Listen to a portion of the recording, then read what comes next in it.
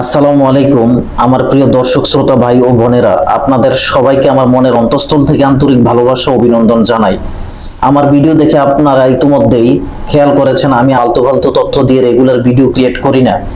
আমার কন্টেন্টগুলো পয়েন্ট আকারে গোছানো ও তথ্যবহুল, যৌক্তিক। একজন দর্শক শ্রোতা যেন ভিডিও দেখে বিরক্ত না হয়, যেন তার উপকারে আসে, তৃপ্তি পায়, ওই দিকটা খেয়াল করে আমি কন্টেন্ট ক্রিয়েট করি। প্রায় ম্যাক্সিমাম দর্শক আমাকে স্ক্রিনে দেওয়া 5টি প্রশ্নের উত্তর দেওয়ার জন্য উদ্বিগ্ন হয়ে পড়েছেন। আমি একে একে উত্তরগুলো জানিয়ে দিচ্ছি, আপনারা ধৈর্য ধরে না টেনে ভিডিওটি দেখুন। যদি উপকারে আসে তাহলে সাবস্ক্রাইব ও শেয়ার করে আমাকে উৎসাহিত করবেন। আপনাদের করা 1 নাম্বার প্রশ্নটি হচ্ছে, মামলার আসামি অজ্ঞাত 10,000 আনসারের মধ্যে আপনি আছেন কিনা কিভাবে বুঝবেন? আপনারা সবাই জানেন প্রায় 4 শতাধিক আনসারকে জেলে প্রেরণ করা হয়েছে, আর আনসারের বিরুদ্ধে মামলায় আসামি করা হয়েছে অজ্ঞাত 10,000 আনসারকে। মূলত দেশের সকল কিছুর প্রাণকেন্দ্র সচিবালয়, অর্থাৎ পুরো রাষ্ট্র গঠনের সচিবালয় থেকে পরিচালিত হয়। সচিবালয় ঘেরাও করার কারণে বর্তমান উপদেষ্টা সরকারের কর্মকর্তা মন্ত্রীরা ক্ষুব্ধ হয়েছিলেন। আনসার সম্পর্কে সার্জিস আলম বলেছিলেন, তারা মনে করেছিল এটা আওয়ামী লীগের বা ছাত্রলীগের বৃহৎ পরিকল্পনার একটি দল। তিনি আরো বলেছিলেন, আপনাদের যদি কোনো দাবি থাকে তাহলে রাষ্ট্র আরো স্থিতিশীল হোক, আপনাদের যৌক্তিক দাবি মেনে নিব। যারা চক্রান্ত করেছে তারা আনসার বাহিনীর সদস্য নয়, অর্থাৎ যারা আনসার বাহিনীর সদস্য নয় কিন্তু আনসারের পোশাক পরে কিছু সাধারণ আনসারদের ভুল ইন্ধন দিয়ে চক্রান্ত করেছে, সেই ভুয়া পোশাক পরিহিত আনসাররাই মূলত অজ্ঞাত আনসার। সেই ভুয়া পোশাক পরিহিত আনসারদের মামলা দিতে গিয়ে যেন সাধারণ নিরীহ আনসাররা না পড়ে, তাই এখন বলেছেন 10,000 অজ্ঞাত আনসারের বিরুদ্ধে মামলা দিবে। আপনারা যারা অরিজিনাল সাধারণ আনসার, আপনাদের দেশের এই দুর্বিষহ মুহূর্তে আন্দোলন করা ঠিক হয়নি, এই ভুল আপনারা বুঝতে পেরে অনুতপ্ত হয়েছেন, এটি সর্বস্তরের মানুষ উপলব্ধি করতে পেরেছে। যেসব স্মার্ট কার্ডধারী সাধারণ আনসার ফ্রিজ বা ব্লক হয়েছেন তাদের সুষ্ঠু তদন্ত করে ফ্রিজ খুলে দিবে, মামলা দিবে না। মামলা দিবে ঢাকা আন্দোলনে অংশগ্রহণকারী পোশাক পরিহিত চক্রান্তকারী ভুয়া আনসারদের। এই তথ্যগুলো থেকে আরেকটি বিষয় ক্লিয়ার হয়েছে, যেহেতু পোশাক পরিহিত চক্রান্তকারী ভুয়া আনসারদের জন্য ছাত্র আনসার সংঘর্ষ হয়, সেহেতু জেলে থাকা স্মার্ট কার্ডধারী সাধারণ আনসারদের সুষ্ঠু তদন্ত করে তাদেরকে জামিনের মাধ্যমে এক বিশেষ প্রক্রিয়ায় ছেড়ে দিবে ইনশাআল্লাহ। তবে এক আইনজীবীর কথা অনুযায়ী জামিনের জন্য আসামিদের পক্ষে উকিল ধরতে পারবে প্রায় 3 মাস পরে।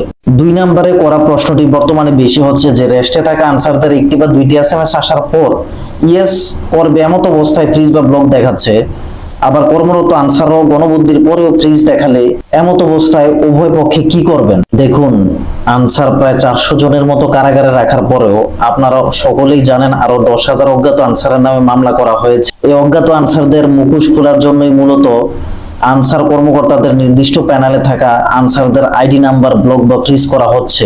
অনেকে রেস্টে থাকার পরেও ব্লক দেখায়, আবার অনেকের ক্যাম্পে থেকে ডিউটি করার পরেও ব্লক বা ফ্রিজ দেখায়। এমত অবস্থায় কি ঘরে বসে থাকবেন, নাকি আপনার ট্যাঙ্ক গাট্টি বস্তা নিয়ে ক্যাম্প থেকে বাড়িতে চলে আসবেন? না, সাবধান। আপনি যদি সত্যি আন্দোলনে না যেয়ে থাকেন, আপনি রেস্টে থেকেও বা ক্যাম্পে থেকেও যদি হঠাৎ দেখেন আপনাকে ফ্রিজ বা ব্লক করা হয়েছে, তাহলে একটা ধাপ অতিক্রম করবেন, ইনশাআল্লাহ সমস্যার সমাধান হয়ে যাবে। ধাপটি হচ্ছে, আপনি যে থানার অধীনে সংস্থা বা গার্ডে কর্মরত আছেন সেই থানা অফিসারের কাছে কথা বলবেন যে আমি ঢাকা আন্দোলনে যাই নাই, তারপরেও আমাকে আমার আইডি ফ্রিজ বা ব্লক করেছে। তারপর তিনি আপনাকে জেলা কমান্ডার বরাবর একটি আবেদন পেশ করতে বলবেন।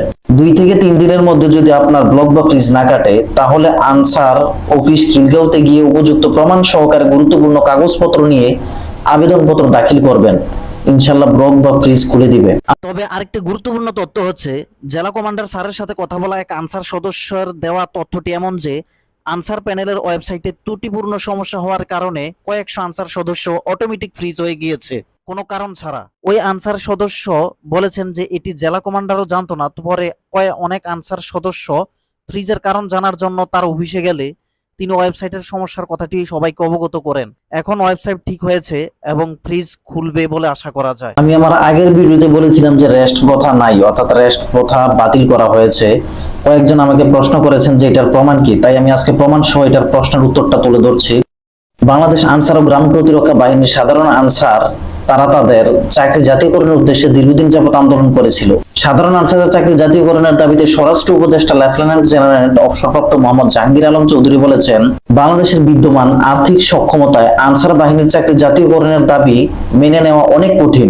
ঢাকায় মার্কিন দূতাবাসের চার্জ দ্য অ্যাফেয়ার্স হেলেন লাফেবের সঙ্গে সাক্ষাতে উপদেষ্টা এই কথা জানান। চার্জ দ্য অ্যাফেয়ার্স আনসারদের সমস্যার কথা উপদেষ্টা জাহাঙ্গীর আলমের কাছে জানতে চাইলে তিনি বলেন, বাংলাদেশের বিদ্যমান আর্থিক সক্ষমতায় জাতীয়করণের দাবি মেনে নেওয়া অনেক দূর, তবে সমস্যার সমাধান হয়েছে উল্লেখ করে তিনি বলেন, 3 বছর পর পর আনসাররা যে 6 মাসের জন্য বিশ্রামে যেত, আমরা তা বাতিলের উদ্যোগ নিয়েছি, ফলে তারা বিশ্রামে যাওয়ার প্রয়োজন হবে না।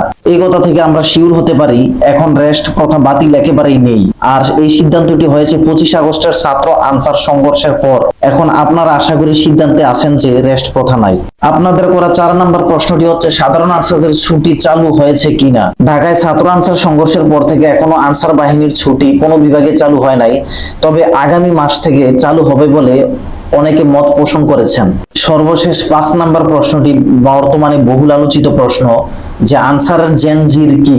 জেনজির একটি জেনারেশন নাম, এটাকে জেনারেশন জেডও বলা হয়। মূলত যাদের বয়স 12 থেকে 27, মতান্তরে 18 থেকে 25 বছরের মধ্যে তাদেরকে জেনজির বলা হয়। মূলত ইন্টারনেট ও সামাজিক যোগাযোগ মাধ্যম ব্যবহার করে বেড়ে ওঠা তরুণ প্রজন্মকে জেনজির বলা হয়ে থাকে। জেনজি প্রজন্মকে অনেকেই সচেতন ও পরিবেশবাদী হিসেবে চিনেন, কারণ বেশিরভাগ কাজই তারা আত্মবিশ্বাসের সাথে করে ও সফলও হয়। বাংলাদেশ আনসার ও গ্রাম প্রতিরক্ষা বাহিনীর সম্মানিত মহাপরিচালক মহোদয়ের নির্দেশনা মোতাবেক বৈষম্যহীন বাংলাদেশ গড়ার প্রত্যয় নিয়ে সামনে এগিয়ে যাওয়া এবং জেনজির তরুণ তরুণীদের শক্তিকে কাজে লাগিয়ে দেশের আর্থসামাজিক উন্নয়নে অবদান রাখার জন্য 18 থেকে 25 বছর বয়সী তরুণ তরুণীদের এই প্রশিক্ষণ দেওয়া হচ্ছে। প্রতিটি উপজেলায় 32 জন পুরুষ ও 32 জন মহিলাকে প্রশিক্ষণের সুযোগ দেওয়া হয়। এই প্রশিক্ষণটি মূলত 10 দিনের। এই প্রশিক্ষণটি করতে আপনাদের জেলা রেঞ্জে যোগাযোগ করবেন, তারা আপনাদের একটা নির্দিষ্ট টাইম দেবে এবং প্রশিক্ষণ শেষে সার্টিফিকেট দিবে।